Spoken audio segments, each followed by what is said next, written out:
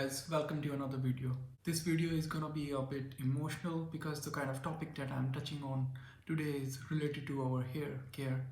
And this is actually a very sensitive topic because many people they actually don't wanna talk about it because even if you are a man or a woman, if you are losing your hair, you are kind of like very sensitive about this talking about it because people often make fun of people and but nobody actually really want to help you or give you or come up with some kind of advice.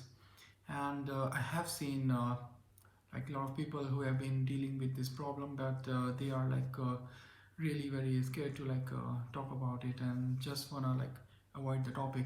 But like I really wanna talk about this topic, and this is gonna be a long video, but believe me guys, if you watch the entire video it's gonna help you a lot.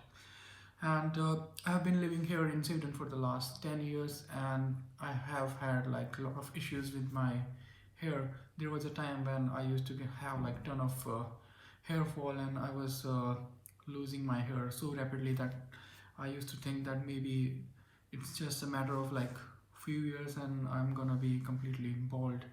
But then like I try to uh, see my routine and like try to mark like all the wrong things that I was doing, and like change my diet and make a lot of changes in my lifestyle. And then I got like really good results, and now I have like really good hair. I mean, of course, like it's not the same as it was like 10 years back, but like still like compared to what it would have been if I had not made like any adjustment in my life, it is still quite good. So uh, I mean, this video is particularly targeted to those people who have been living in the European countries, and the weather over here, it's really cold in the winter and even the summer, even though it's not that cold, but it's really very windy, and the sun can be very very hot here. And so this video would be useful for everyone who is living in Europe or in some other colder countries like Russia, Canada, US, or yeah, any other cold countries basically having like similar kind of weather like we have in Sweden. Okay guys, let's begin the videos. So it's gonna be a long video, and I have made some kind of a notes, so I would be referring to those notes while I'll be talking in this video. And I have like divided this video into three parts. The first one is about how you should take care of your hair, and the second part is that what kind of things could be wrong in your body in terms of vitamin or like hormones, which you need to get tested. And the third thing is like what you can do to fix those, what changes you can do in your diet, or what things you can apply to get good results. Okay guys, let's begin with like the first and the foremost, the worst thing that everyone who is coming to Sweden who do. So because it's like a really cold weather over here, so everyone who come in here, they are actually taking like hot water shower. But the problem is that they are also using the same really hot water on their scalp, which is actually really very bad. Guys, you should never ever use hot water on your scalp. You can basically take shower, you can stand under the shower and let the hot water fall on your area below your neck, and once your body is like quite warm, then you can like switch the knob towards the cold or maybe less warm water, and then you can use that water on your head. Otherwise, if you keep using the hot water in shower, then I don't think anyone can save you from hair loss. So guys, just stop this bad practice. And the second thing is that uh, please try not to do shampoo more than twice a week, or I would say maximum 3 times, because over here you don't get that much sweat, so your scalp is not producing that much oil. So every time you wash your hair with shampoo, you get rid of like some of the natural hair oil that we produce, which is called sebum.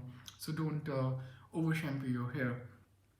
And regarding the recommendation for shampoo, you can basically go for like any sulfate free shampoo. Like we have some body shop products here which are like sulfate free, or you can go for like any other organic or like any natural shampoo without having any sulfates.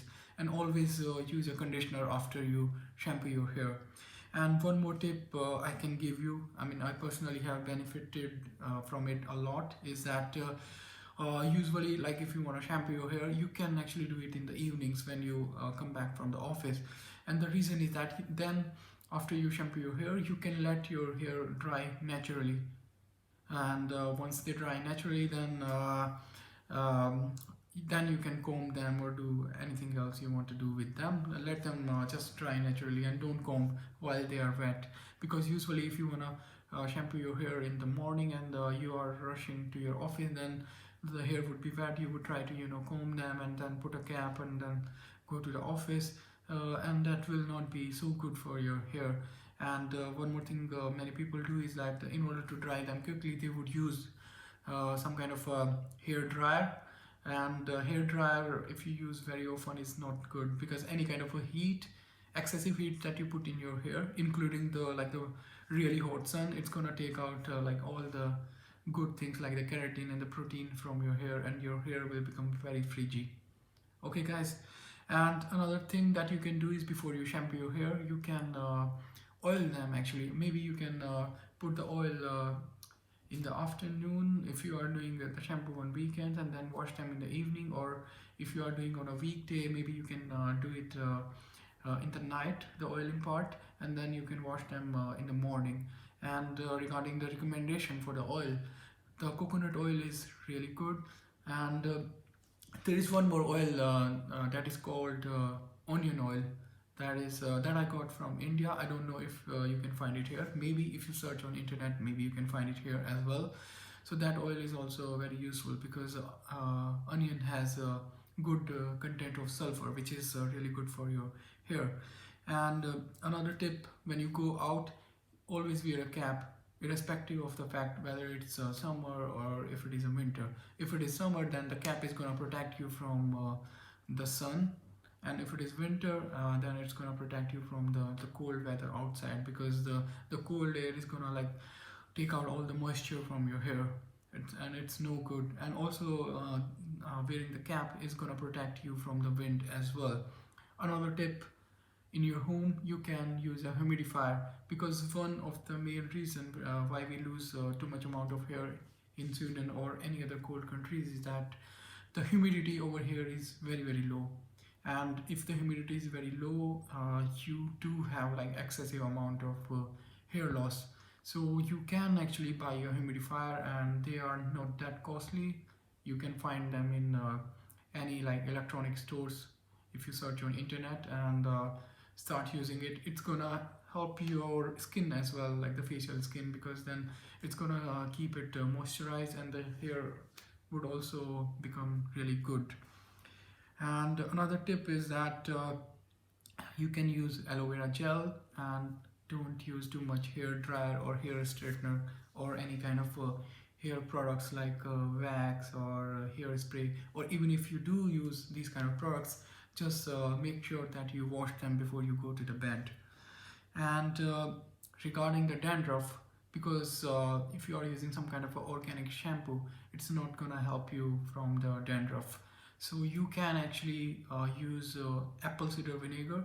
You can mix some apple cider vinegar with maybe like twice water, 1 part vinegar and 2 part water, and then you can put it in your scalp. And after like 5-10 minutes you can then wash it. And believe me guys, like that works much better than any other anti-dandruff shampoos in the market.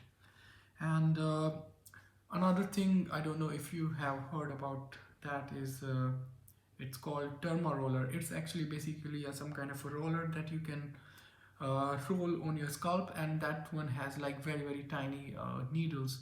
So what it's gonna do is that it's gonna uh, punch your like top layer of the scalp with those pins, and then it's gonna stimulate the blood circulation in your scalp. And when the fresh blood is gonna arrive over there. It's gonna make your existing hair thicker, and you can also have like new hair growth as well with that. And you can do it maybe like twice a week or maybe thrice a week, depending on like your schedule. And another thing that you should do is that you should try to do cardio exercise, because guys, if you do cardio, it brings your heart rate high, and then it increases the blood circulation in your entire body, and the blood will flow to your scalp, and it will stimulate the growth and make the existing hair thicker. And those guys who actually believe more in lifting weights in the gym, it's actually not that good for your hair. If you are lifting like moderate weight, then it's fine. But if you are lifting very very heavy dumbbells, so what it's gonna do is that it's gonna increase the DST hormone in your body, and the testosterone hormone is gonna rise a lot in your body, and you're gonna start having some kind of hair loss. And that's why if you notice, all the guys like who are very very muscular, or most of the bodybuilders, they don't have much hair on their scalp. Okay guys, and so there's another thing, I don't know if you know about it. It's called balayam. It's actually a nail rubbing technique. So you basically hold your nails against each other, and then you basically rub them together, and you basically do it empty stomach, like maybe 5 minutes in the morning and 5 minutes in the evening, and it's gonna stimulate the hair growth, and the existing hair is gonna become much thicker. And also, if you are having gray hair, your hair is gonna become more black over a period of time. And I have been doing it for the last 2 3 years, and I know a lot of people actually make fun of me for doing it, and they actually laugh at me. But personally, for me, I have got really good results with this technique. And this one is especially for the guys. Like if you masturbate too much, it's not good for your hair. So don't do it so often and so much. And another thing is that if you brush your hair a lot every day, it's actually good for your hair, because every time you brush your scalp, it's gonna stimulate the blood supply in your scalp. So like you remember, like when we were small, like we used to keep on putting the comb so many times in our hair in order to get a good hairstyle. That was actually really good. It's much better than adjusting your hair with your fingers. Okay guys, so this was the first part about the hair care, and I would be sharing another video, because this video is gonna be like really long. So in the second video, I'm gonna talk about things that you need to get tested in your body, and what things you need to include in your diet or in your lifestyle in order to fix the problem with your hair. I really hope that you found this video useful, and please do subscribe to my channel for more such useful videos. And I see you in the next part of this video. Thank you guys.